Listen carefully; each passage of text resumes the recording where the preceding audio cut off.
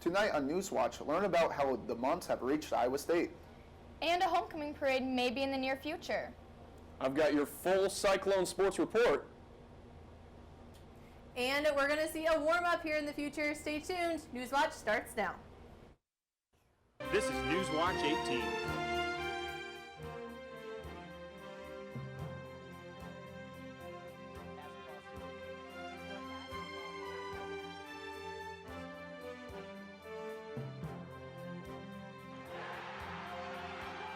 Newswatch 18 starts now.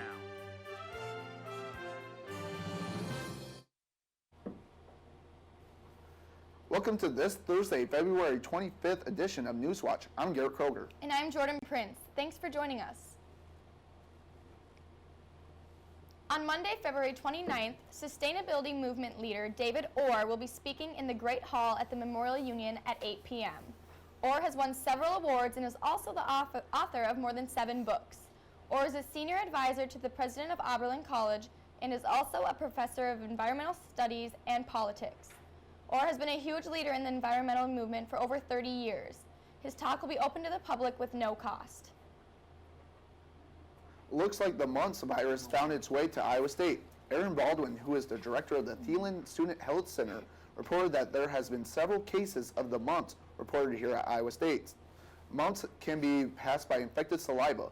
Some of the symptoms are fever, headaches, sore throat, jaw pain, swelling of the salivary glands. Iowa State isn't the only university in Iowa who has dealt with mumps this year. The University of Iowa had more than 100 cases of mumps reported this year. Mumps are also affecting high schools in Iowa, as Lisignoli has been dealing with mumps this year. Head over to the design building to check out a structure created by 77 architecture students. This structure was made out of 1,600 2x2 pieces of lumber and deck screws. They are encouraging people to check out the structure and even interact with it. There are many pathways, benches, corners, and tables. This work of art is an inviting area to explore or relax in. It is also a 25 by 20 foot structure and will continue to be on display until March 11th. Since Visha has been eliminated, so have many traditions that went along with it, with the annual event. One of those was the parade, which is why the ISU Homecoming Central Committee discussed the possibility of a homecoming parade. While the idea of a homecoming parade has been around for over a year, President Lee just gave the committee permission to have a parade as long as there is adequate student interest. Many student organizations and companies around Ames have already showed excitement. The committee is not trying to replace the tradition of Visha parade, but instead turn the homecoming parade into something bigger and better for all of Ames, not just the campus. A Newton man was arrested and charged with child endangerment after he threw a fork at a child, according to the police. Todd Rovell was arrested at his home at 5:30 p.m. Wednesday night. According to the police, the child told the officers that Rovell intentionally threw the fork at her while sitting at the table and caused a puncture wound. Rovell was taken to the Jasper County Jail and later released on bond. If you are thinking about speeding down I-235, you might want to think again. The Central Iowa Traffic Safety Task Force and Governor's Traffic Bureau have announced a traffic enforcement project. Officers are planning on increasing their presence on I-235 today. They will be enforcing all traffic laws, but with primary concern over speeding. The project is intended to raise awareness of safe driving habits to save lives. When we come back, we'll have the latest from around the nation. Stay tuned. You're watching Newswatch. Geofilters are becoming very popular among Snapchat and its users. Now, Snapchat is releasing the news that you will be able to create your own geofilters for business events, weddings, and more.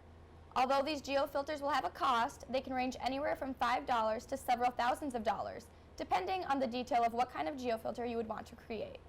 The price will mainly depend on how big of a location you want this geofilter to reach to, and also how long you want it to last for. This new release is currently available in the US, the UK, and in Canada.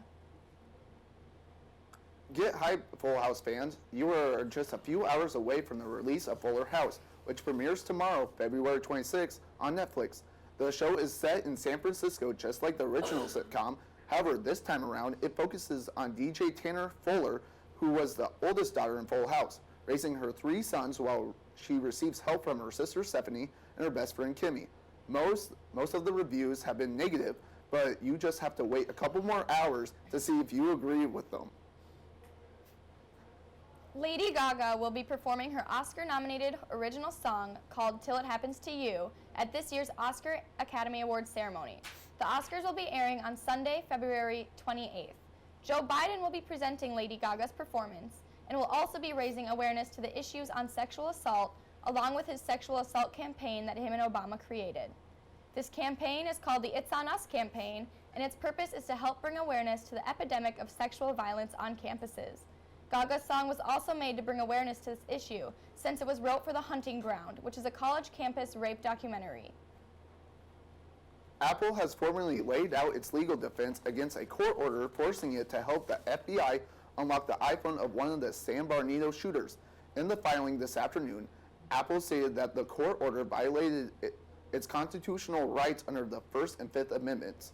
They argued that writing code to bypass the iPhone's lockout function is protected speech under the Constitution. The company also fears that this would only be the beginning and the government will repeatedly force Apple to create code to unlock other phones as well. A 7-year-old boy found a piece of history during a day trip to an archaeological site located in Israel. According to authorities, the figure is said to be 3,400 years old.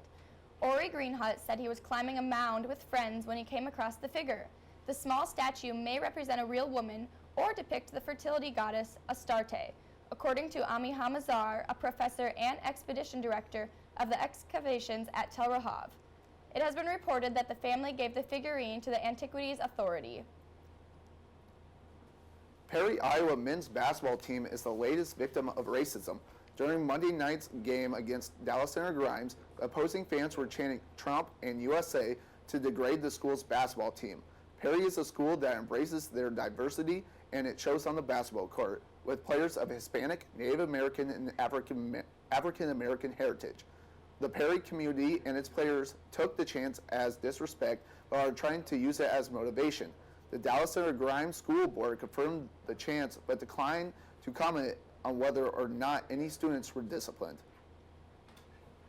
A series of tornadoes ripped through the East Coast on Wednesday, and it costed some people their lives and many families their homes.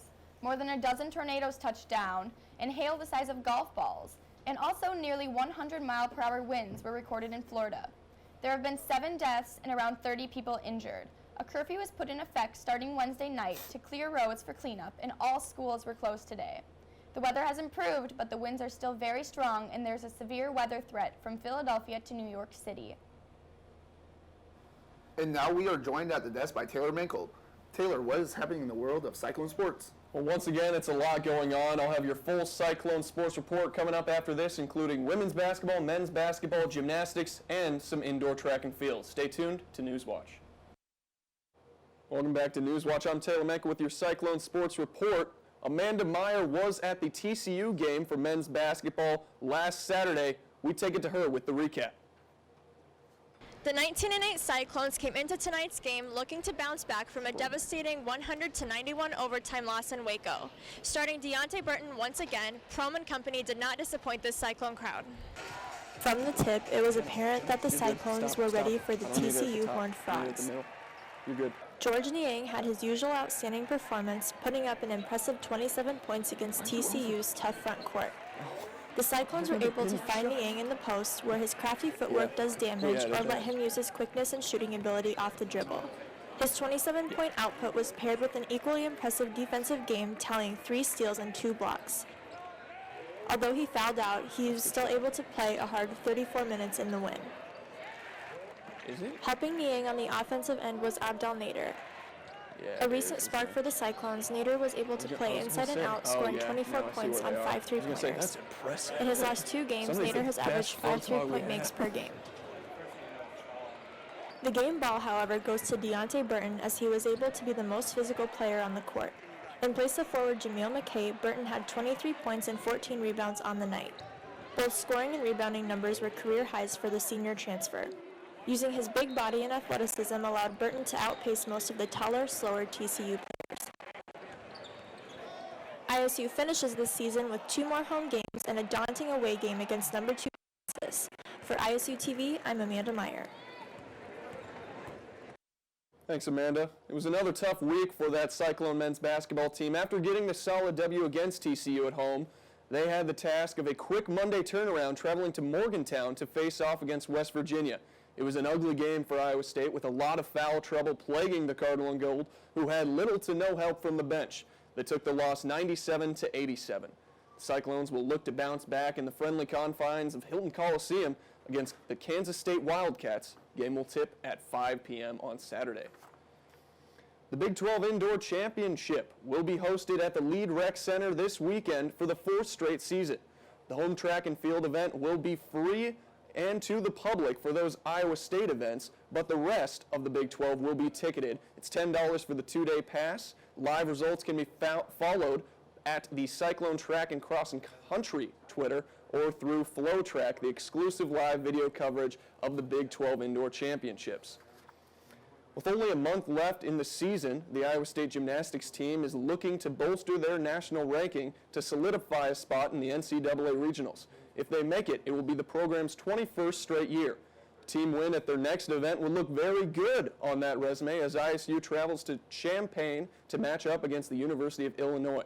Iowa State is coming off 2 decent performances over the weekend at home and is looking to take that momentum and turn it into a big road victory as the action will start on Friday at 7 p.m. Follow Cyclone Gymnastics on Twitter for all your live updates. The Cyclone women's basketball team dropped below 500 last night with a loss against K-State at home. Final score 68-53. Start out good for the Clones, who had a lead the majority of the first half, but hit a couple of cold shooting periods that took away any hope of making a comeback. Kid Blaskowski led the Cyclones with a team-high 12 points, while Emily Durr threw in 10 in her first start in place of Shauna Johnson, who was excused from the game due to her father's stroke. All of us here at ISUtv wish the best to the Johnson family in their tough time. That's all I have for your Cyclone Sports Report. We send it to Jan with weather. Hey there, guys. We are going to have a warmer weekend ahead with some more sunshine, but next week is going to be a little more on the mild side. Stay tuned. I'll have your weather after the break. Welcome back and happy Thursday evening, everyone. Right now here in Ames, we are sitting at 30 degrees, and those winds are out of the northwest, decently strong, keeping us a little bit cooler than we feel right now. Current temps, like I said, 30s all around the state, a little bit cooler up to our north, but those winds, for the most part, out of the northwest. In the center part of the state, though, we are getting a lot more impact from those winds than out to the western part of the state. But we do have some good news out of that. Even though we feel cool right now, this is the next 90-day outlook coming from the CPC this week, and it looks like we're going to be seeing above average temperatures for our spring this year, so for the months of March, April, and May. So very good for us. And then down to the south, they might be seeing a little cooler temperatures, but also a little bit more rain, so they should be getting out of that drought that they've been having. Looking right now at our current clouds and radar, we do have fairly cloudy skies out there, maybe a few sprinkles out to the west. But going ahead, we're going to have lots of sunshine. Just a few patchy clouds tomorrow during the day. Nothing too much to worry about there, though, but they are going to be moving out by afternoon. And then looks like lots of sunshine ahead for us, so it should be a great warm start to our weekend. Tonight, though, we are going to dip down into the 20s around the state for the most part. And then tomorrow, that's when we start heating up. So 50 degrees for Des Moines tomorrow. Should be a little bit cooler up to the north, but those warmer temperatures are really going to be here come Saturday. Tonight, here in Ames, we'll get down to 26 degrees, partly cloudy skies, and a fairly quiet night ahead. Not too much to worry about. Then tomorrow, we'll get up to 47. Looks to be a great spring day with fairly calm winds out of the south, though, so bringing us that warm air, and that'll be the same story coming into Saturday. Looking at our extended forecast, though, lots of sunshine for us. Looking at 60, maybe even 61 come Saturday, depending on how how fast those winds are coming into us. But then we do get a little bit more seasonal temperatures as we get into March starting next week. Stay tuned. There'll be more news after the break.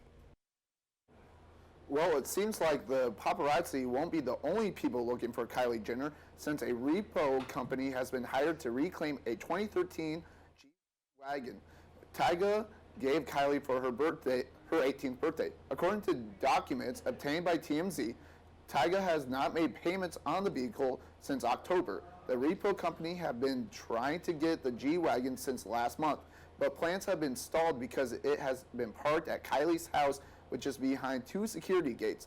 This isn't the first time Tyga has seen financial woes, since he allegedly shorted California on his 2009, 2010, and 2011 tax bills. Kim Kardashian waited 3 months after giving birth to her second child, Saint West, until she decided to post a picture of him. Kim posted Saint's first picture with him wearing a white onesie and sleeping. The picture was posted with the caption, "Happy birthday, Dad. I can't believe you would have been 72 today. So much has gone in our lives since you've been gone, and I know you have been my guardian angel seeing everything unfold. I love you and miss you so much." And that's all we have for this week's Newswatch edition. Tune in next Tuesday for more news, weather, and sports.